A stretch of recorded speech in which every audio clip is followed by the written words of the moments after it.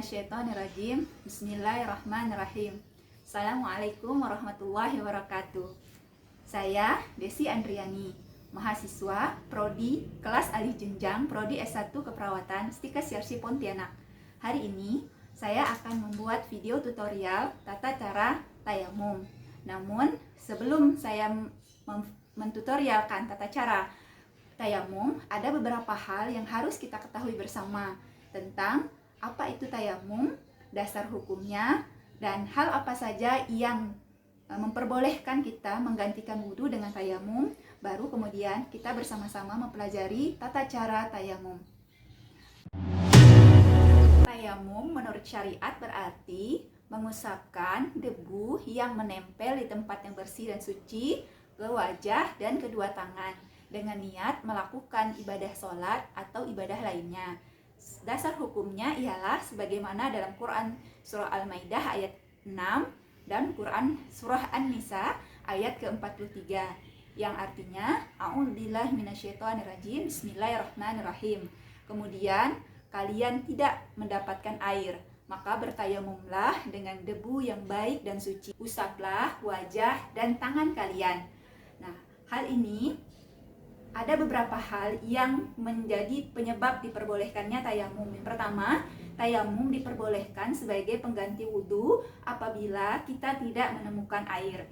Yang kedua, pada kondisi sakit. Misal, apabila seseorang dalam kondisi sakit, jika terkena air, semakin memperparah kondisi sakitnya, maka diperbolehkan melakukan dan mengganti wudhu dengan menggunakan tayamum.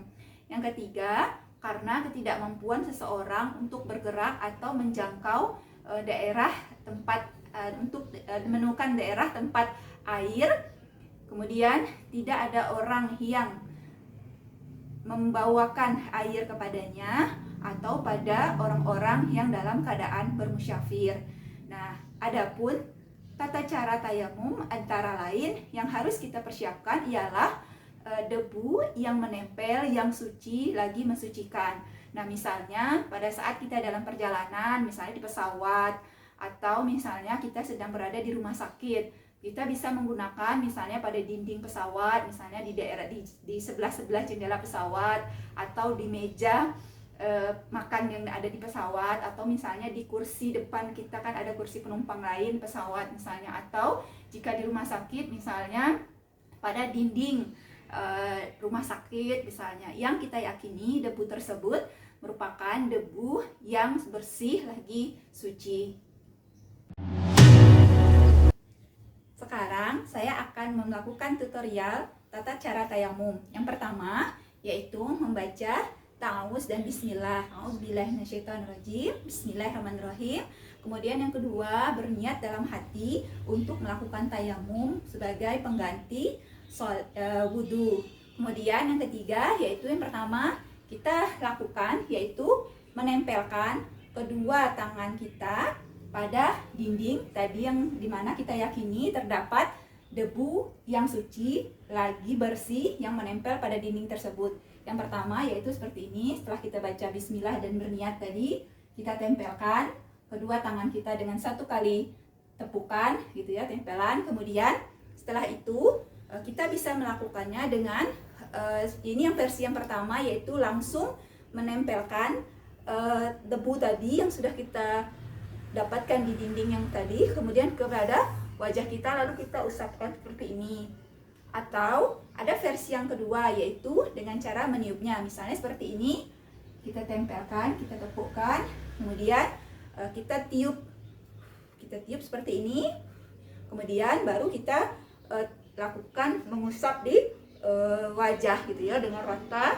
Nah, kenapa terjadi perbedaan? Yaitu yang pertama, jika kita meyakini bahwa debu tangan yang kita tempelkan pada debu tadi, debunya bersih gitu ya, tidak kasar, tidak terdapat pasir, maka kita boleh menempelkannya langsung di wajah kita. Namun apabila tadi tangan yang kita tempelkan pada debu tadi misalnya terdapat pasir gitu ya, ada bagian-bagian kasar yang menempel pada debu tadi, maka sebelum kita tempelkan pada wajah, kita boleh melakukannya dengan cara meniup terlebih dahulu untuk memastikan agar tidak ada pasir atau kotoran lain, dalam artian di sini adalah pasir-pasir yang kasar gitu ya, yang dapat melukai wajah kita sehingga kita perlu meniupnya terlebih dahulu. Nah, kedua hal ini boleh sama-sama kita lakukan sehingga tidak perlu kita perdebatkan. Nah, setelah kita melakukan mengusap mengusap debu di wajah kita, yang kedua yaitu mengusap debu pada kedua tangan, yaitu masih dengan cara yang sama. Yang pertama, kita tempelkan atau kita tepukkan kedua tangan kita di dinding tadi. Kemudian boleh kita tiup, boleh juga tidak kita tiup. Nah, untuk mengusap tangan ini ada 3 versi. Versi yang pertama yaitu dengan dengan mengusap debu tadi yang sudah kita tempelkan di dinding tangan kita, yaitu sampai di pergelangan tangan kita saja seperti ini. Kita dari bawah, kemudian kita usapkan ke sini, kemudian kita lakukan di sebelahnya dari bawah, kemudian kita lakukan seperti ini. Itu versi yang pertama. Kemudian versi yang kedua yaitu sampai di siku ya. Setelah sampai di siku, pergelangan dari ujung jari sampai di siku seperti ini caranya, seperti ini. Kemudian kita usap sampai ke depan, kemudian dari belakang seperti ini sampai ke belakang siku, kemudian kita usap sampai ke depan. Kemudian ada versi yang ketiga yaitu sampai di pundak, yaitu yang seperti ini. Kita usap dari bawah, setelah tadi kita tepuk, kita usap sampai di bawah pihak sini, kita naikkan ke atas gitu ya, ke depan, kemudian kita usap dari tangan sini sampai ke bawah siku, sebawah bahu kita sampai ke atas bahu, kemudian kita usapkan ke depan. Nah, kenapa terjadi 3 versi ini? Yang sebenarnya 3 versi ini tidak lain tidak bukan Allah berikan kepada kita sebagai bentuk kemudahan kepada kita dalam melaksanakan taharoh. Misalnya pada seorang wanita, nah kita ketahui bahwa aurat wanita itu kan wajah dan kedua telapak tangan. Misalnya mau melakukan taharoh di tempat yang ramai atau di kendaraan umum seperti bus, kereta, atau pesawat, kan tidak memungkinkan misalnya seorang wanita membuka ya lengan tangannya sampai ke atas misalnya, sehingga tidak bisa melakukannya dengan taharoh dengan cara tadi mengusap sampai ke pergelangan tangannya saja. Atau misalnya kepada yang ikhwan ya, yang abang-abang misalnya menggunakan baju kaos lengan pendek seperti ini misalnya, bisa melakukannya sampai ke pergelangan siku misalnya seperti tadi.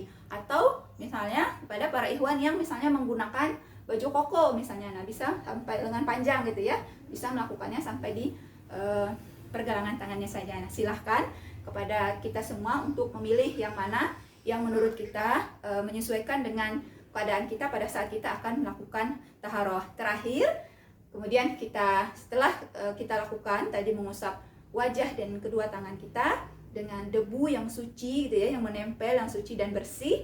Terakhir kita berdoa sebagaimana doa seperti setelah kita melakukan wudhu. Kemudian selesai dan kita dapat melaksanakan sholat ataupun membaca Quran dan melakukan ibadah yang lainnya. Demikian tutorial tata cara tayamum yang dapat saya sampaikan. Semoga bermanfaat. Mohon dimaafkan atas segala kesalahan. Alhaqqu min rabbik fala takunanna minal mumtarin. Assalamualaikum warahmatullahi wabarakatuh.